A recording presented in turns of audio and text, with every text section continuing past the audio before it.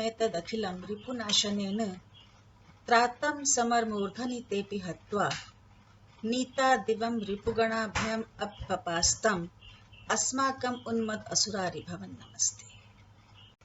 कर्म सिद्धि भाग्य वृद्धि समृद्धि में आज पुनः आपका स्वागत है। कल अश्विन शुक्ल सप्तमी माँ भगवती के काल रात्रि रूप की उपासना का दिन। सबका अंत करने वाले काल की भी रात्रि अर्थात विनाशिका होने के कारण इनका नाम कालरात्रि है।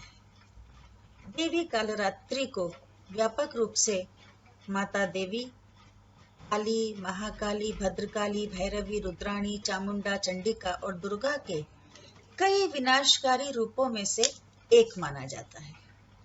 माना जाता है कि इस दिन साधक का मन सहस्रार चक्र में स्थित रहता है, इसके कारण ब्रह्मांड की समस्त सिद्धियों के द्वार उसके लिए खुलने लगते हैं।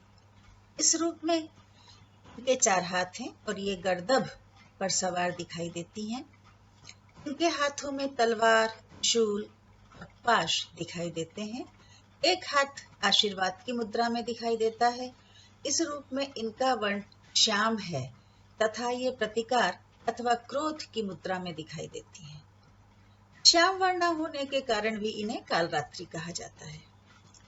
इस मुद्रा में इनका भाव अत्यंत कठोर तथा उत्तेजित दिखाई देता है। देवी का यह आक्रामक तथा नकारात्मक रूप है। नकारात्मकता समस्त अनुचित कार्यों के प्रति नकारात्मकता।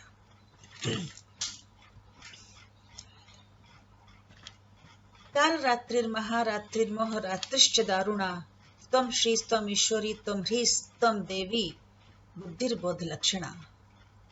एक वेदी जपा कर्ण पूरा नग्ना खरा स्थिता लंबोष्ठी कर्णिका कणी तैलाभ्यक्त शरीरिणी। वाम पदोल्लसल्लोह लता कंटक भूषणा वर्धन मूर्ध ध्वजा कृष्णा कालरात्रिर्भयंकरी। दैत्यों के बढ़ते आतंक को देख देवी का मुख उससे काला पड़ गया और अत्यंत भयानक उनकी मुद्रा हो गई। यही रूप कालरात्रि के नाम से जाना जाता है। तथा कोपम चकार उच्चयंबिका ता नरीन प्रति कोपेन चास्या वदनमसि वर्णम अभूत। दैत्य शुंभ निशुंभ और रक्तबीज ने तीनों लोकों में हाहाकार मचा रखा था। इससे चिंतित होकर सभी देवतागण शिवजी के पास गए। शिवजी ने देवी पार्वती से राक्षसों का वध कर अपने भक्तों की रक्षा करने की प्रार्थना की। शिवजी की बात मानकर पार्वती जी ने दुर्गा का रूप धारण किया तथा शुंभ निशुंभ का वध कर दिया। लेकिन जैसे ही देवी रक्तबीज का वध करने को उद्यत हुई तो उनके शरीर से निकले रक्त से लाखों रक्तबीज उत्पन्न होते चले गए।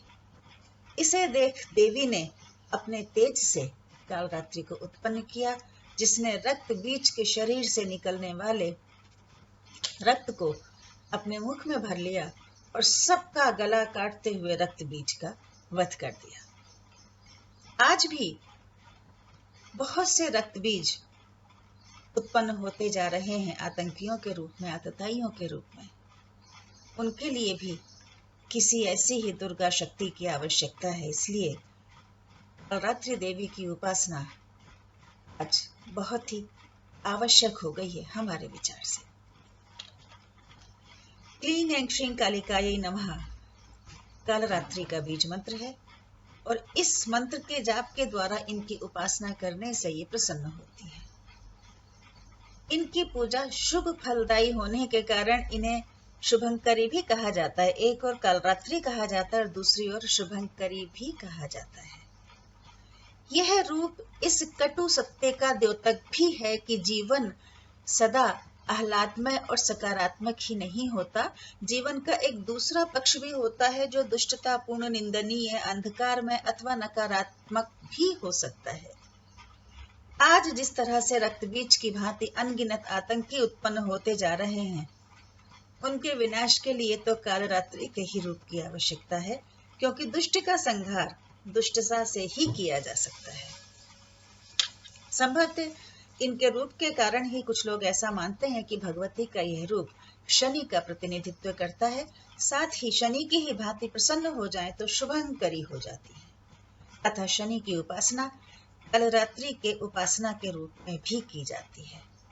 माँ भगवती देवी कालरात्रि के इस रूप में हम सबके जीवन को नकारात्मकता और अज्ञान के अंधकार का नाश करके सकारात्मकता और ज्ञान के प्रकाश की ओर ले जाएं, यही कामना है। नमस्कार।